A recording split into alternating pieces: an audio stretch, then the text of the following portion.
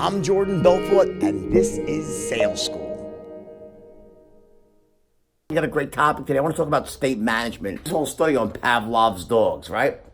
Trying to really get to the bottom of where anchoring originally came from. And it was really interesting because what I found is that, like, when they really tested this stuff in humans, the results were really staggering. I mean, I always, like, for me, again, managing my state was always like an automatic. It wasn't something I struggled with, right? Then I came up with olfactory anchoring as a way to help other people do what I could do naturally, right? But again, it was never a big deal for me. So, I just took it for granted because everyone told me it was great. Olfactory anchoring worked really well. But when I actually did the research today, it really made me understand why it works so amazingly well. And you know what it is that the brain, by the way, it doesn't take more than 3 or 4 shots of setting an anchor. If you're at the top of your state, that's the key. When you're at the top of your state, once you're there, after 3 times of using an anchor, it is so fucking locked in that you're set. Like, you can literally, when they tested, whether it's a dog, another animal, a human being, when they tested someone's blood pressure, their heart rate, but by introducing an anchor, it was profound. When you have a real anchor set,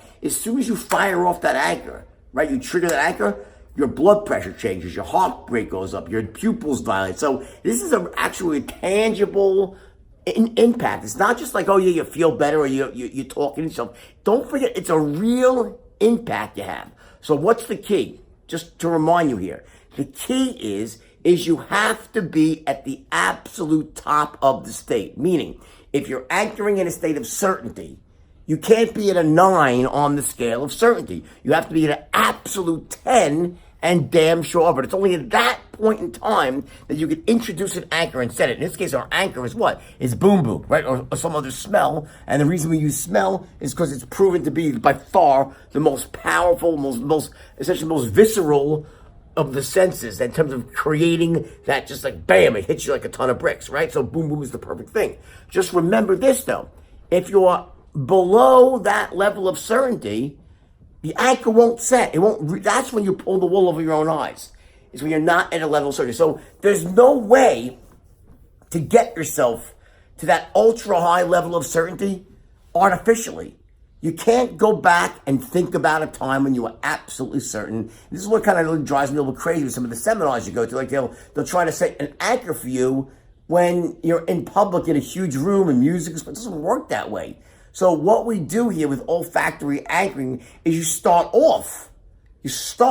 by essentially conditioning yourself by, you go back in time, you think to that moment when you closed a big sale and you were feeling absolutely certain, right? And you amplify that image in your mind using your 5 sensory modalities, right? In other words, you want to use basically the key, your visual modality, your auditory, your kinesthetic, to amplify the image, make the image bigger, brighter, clearer, right? The point I'm making is that as powerful as that might be, using your own, inner, your brain's ability to intensify images and sounds, that's not the power of olfactory anchoring. The power of olfactory anchoring lies in the fact that the smell we're using is mobile.